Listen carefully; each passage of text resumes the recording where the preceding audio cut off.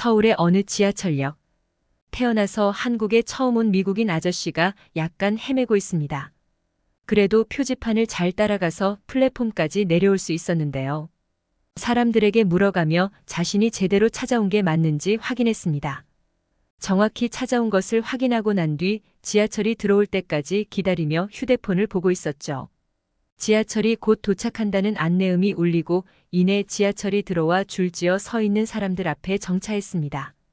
타 있던 사람들이 먼저 내리고 그 다음에 기다리고 있던 사람들이 지하철에 탑승했죠. 주인공 미국인은 들어오다가 지하철 바닥에 소지품을 떨어뜨렸는데요. 그러자 승객들의 시선이 일제히 남자와 남자의 소지품으로 향했습니다.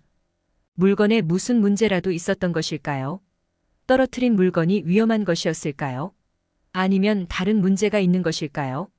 대체 무엇이 문제였던 것인지 한번 자세히 알아보도록 하겠습니다. 해당 사연은 미국인 교수 레리 씨의 SNS 내용을 바탕으로 재구성된 스토리입니다. 안녕하십니까? 저는 미국 시카고에 살고 있는 레리라고 합니다. 저의 직업은 대학 교수입니다.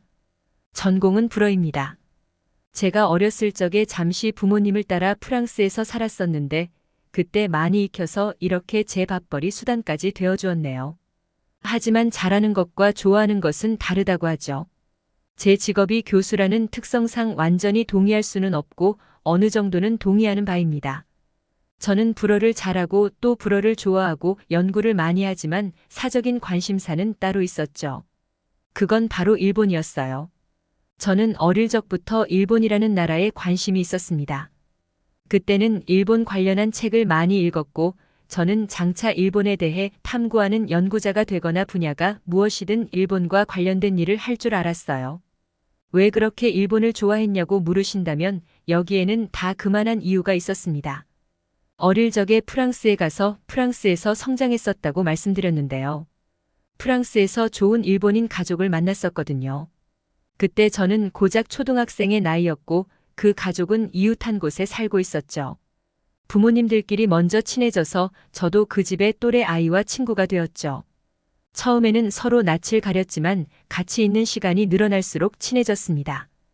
그때 사귄 제 친구 주는 지금은 일본으로 돌아가 저와 같은 교수로 일하고 있죠. 지금도 연락을 잘 취하고 있습니다. 그 가족은 정말 선량하고 착했는데 눈에 띄는 특징이 한 가지 있었거든요. 그건 바로 하늘을 찌르는 애국심이었습니다. 조국인 일본을 엄청 사랑하더라고요. 어느 나라의 국민이라면 자기 나라에 대한 애국심은 어느 정도 가지고 있겠습니다만 그 가족은 그 어느 정도를 넘어선 수준이었던 거죠. 그 집은 외관에서는 크게 티가 안 났는데 문을 열고 들어서는 그 순간부터 외색이 짙게 느껴졌죠. 문을 열 때 나는 방울 소리부터 그랬거든요. 어린 시절 접한 이국적인 문화의 기억이 강렬했고 저는 그것을 스펀지처럼 빨아들이면서 자연스럽게 일본을 좋아하게 되었습니다. 그래서 일본과 관련된 직업을 갖거나 일본에 가서 일하고 싶다고 부모님께 말씀드린 게 10대 중반 때인데 부모님은 반대하시더라고요. 정색까지 하면서 말씀하시기에 민망하기도 했지만 의아했습니다. 부모님도 그 일본인 가족과 돈독하게 지내셨거든요. 그래서 도대체 왜 저러실까 싶으셨죠. 그때는 전혀 몰랐습니다. 저는 부모님의 뜻을 거스르는 스타일은 아니었기에 부모님의 말을 듣고 불어를 전공하기로 했던 것입니다. 미국으로 돌아와서 대학교를 다녔고 졸업 후에는 전공을 살릴 수 있는 일을 하다가 저는 학자가 더 적성에 맞겠다는 판단을 하고 교수를 목표로 진로를 틀었습니다. 그렇게 시간이 흘러 지금 이렇게 교수가 되어 있죠. 그동안 저의 가족도 생겼고요. 아내와 사랑스러운 두 딸과 함께 살면서 학생들에게는 불어를 가르치고 있습니다. 어릴 때 프랑스에서 사귄 제 친구 준과는 쭉 연락을 해왔기에 간혹 제가 일본으로 놀러 가기도 준이 미국으로 오기도 했어요. 일본에 직접 처음 갔을 때 그 감동은 아직도 잊기 힘들군요. 일본을 직접 체험해보고는 일본을 더욱 좋아하게 되어서 틈만 나면 일본에 갔던 것 같습니다. 일본인들은 모두 준의 가족들처럼 친절했어요. 솔직히 저는 미국보다 낫다고 생각했습니다. 미국은 전 세계 1위의 초강대국이지만 생각보다 못 배운 사람이 많고 인구가 많은 만큼 사회 문제도 정말 많거든요. 하지만 일본은 그렇지 않았습니다. 대부분의 사람들이 시민의식이 높은 것이 느껴졌죠. 나중에는 일본에 가서 살고 싶다고 막연하게 생각하고 있던 차에 저는 일본에 대해 더 열심히 연구해보자 하는 마음이 들었습니다. 저는 제 나이 50이 다 되도록 일본을 좋아하기만 하고 표면적인 것만 알았지 일본에 대해 아주 자세히는 몰랐다는 것을 깨달았거든요. 그래서 일본의 역사부터 공부하고 연구하기로 했습니다. 전문 서적을 읽기 시작했는데 완독을 하고 나서 약간의 충격에 휩싸였습니다. 일본이 전범국인 건 대략적으로 알았어도 이렇게 옆에 있는 나라를 몇 번씩 습격하다니. 약탈을 엄청나게 했더군요. 그리고 기괴한 문화가 어찌나 많은지. 성적으로 어딘가 타락해 있다는 인상을 받았습니다. 그동안 일본을 친절하고 착한 사람들이 사는 놀러가기 좋은, 살기 좋은 나라라고 생각했던 건 제가 환상에 사로잡혀 있었기 때문이라는 걸 알았죠. 그렇다고 일본이 바로 싫어진 것은 아니었고 일본의 역사서에 자꾸 등장하는 한국에 관심이 생겼습니다. 한국에 대해 관심이 없었기에 자세히는 몰랐거든요. 일본 역사서를 읽었을 때처럼 한국의 역사서도 단숨에 읽고 유튜브나 SNS 등에 들어가 코리아를 검색했습니다. 알면 알수록 한국은 매력적인 나라였죠. 일본과 그렇게 같이 있으면서 정말 다른 문화를 만들어냈다는 것이 신기했습니다. 그동안 일본에는 숱하게 다녔었는데 바로 옆에 있는 한국에는 가본 적이 없었네요. 호기심이 생긴 저는 한국으로 가볼 준비를 했습니다. 이 이야기를 준에게 했더니 좀 마음에 안 들어하는 듯한 반응을 하더라고요. 굳이 한국에 가야 하나? 일본에 아직 안 가본 지역도 있잖아. 나랑 같이 가지. 거긴 다음에 가기로 해. 이번에는 꼭 한국에 다녀와 볼게. 답사를 하고 나서 논문도 좀 써볼 생각이고 말이야. 자네 뜻이 그렇다면 어쩔 수 없다만. 한국과 일본의 관계에 대한 고찰이라니 벌써 흥미롭군. 별로 안 좋을 것 같은데 말이지. 해외 나갈 일이 잦아서 준비는 쉬웠습니다. 저는 한국의 수도인 서울의 모든 것을 예약해놓고 비행기를 타고 한국으로 날아갔어요. 도착한 으리으리한 인천공항에는 사람이 매우 많았습니다. 저 같은 백인도 많고 흑인도 많고 여러 인종이 다 모여 있었죠. 인천공항의 장엄함은 모르는 분이 없으실 테니 찬양을 생략하도록 하겠습니다. 미국, 일본 공항보다 더 쾌적하고 멋지고 편리하다는 것만 말씀드릴게요. 이게 제가 느낀 점이었습니다. 저는 예약해둔 숙소로 가기 위해서 지하철로 갔습니다. 택시를 탈까 했지만 이동 거리가 꽤 멀어서 그건 안 되겠더군요. 그래서 망설임 없이 지하철을 타러 갔습니다. 편리하게도 공항과 붙어 있더라고요. 표지판으로 안내도 잘 되어 있어서 생각보다는 어렵지 않게 지하철까지 갈 수 있었습니다. 제가 예약한 숙소까지 바로 가는 것은 없었기에 한 차례 환승을 해야 했습니다. 쭉 가면 좋았을 텐데.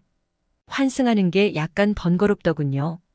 첫 번째 차에서 내려서 다음 차를 타려고 이동했는데 처음보다 찾아가는 게 헷갈렸습니다. 그래도 역시 표지판이 잘 되어 있어서 어찌저찌 찾아갈 수 있었죠. 사람들한테 물어보면 친절하게 대답도 해주셨고요. 이건 꽤 의외였습니다. 준의 이야기에 의하면 한국인들은 죄다 괴팍하고 성질머리가 더러워서 작은 중국이나 마찬가지라고 한국 욕만 엄청 해댔거든요. 저는 그런가 보다 하고 당시에는 별 관심을 두지 않았는데 와서 보니 사람들이 모두 차분하고 또 친절한 것입니다. 그리고 준은 한국인들이 더러워서 싫다고도 말했는데 더러운 사람은 눈 씻고 찾아봐도 없던데요. 사람이 모인 장소에서 냄새가 안 나는 경험은 거의 처음 해봤습니다. 도대체 이게 어떻게 된 일인가 싶어서 인터넷 검색을 해봤죠. 그랬더니 한국인들은 유전적으로 체취가 나지 않게 태어났다고 합니다. 일본인도 냄새가 안 난다고 생각했는데 일본인들은 그래도 어느 정도 체취를 가지고 있는데 한국인들은 그렇지 않다고 해서 신기했습니다. 그러던 중에 열차가 들어왔고 정차를 했죠. 차에 타고 있던 사람들이 먼저 내렸고 그 다음에 서 있던 사람들이 들어갔습니다. 저도 함께 차에 탑승했죠. 그때 툭 하고 바닥으로 뭔가 떨어지는 소리가 났습니다. 그건 바로 준이 제게 선물로 주었던 안경집이었는데요. 제가 그때 백팩을 메고 있었는데 가방 옆구리에 달려있던 주머니에 넣어두었던 것이 떨어진 거였습니다.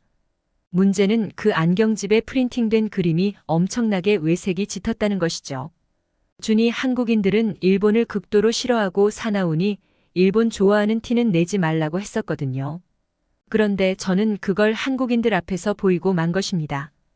승객들이 모두 제 물건을 내려다보더라고요. 큰일이 난 것 같아서 식은땀이 났습니다.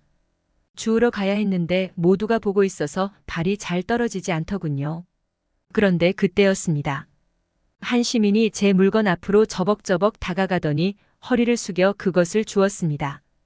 그리고는 저에게 다가왔죠. 제게 뭐라고 하려나 싶어서 조금 긴장을 했는데 그는 그저 그것을 제 손에 쥐어주었을 뿐입니다.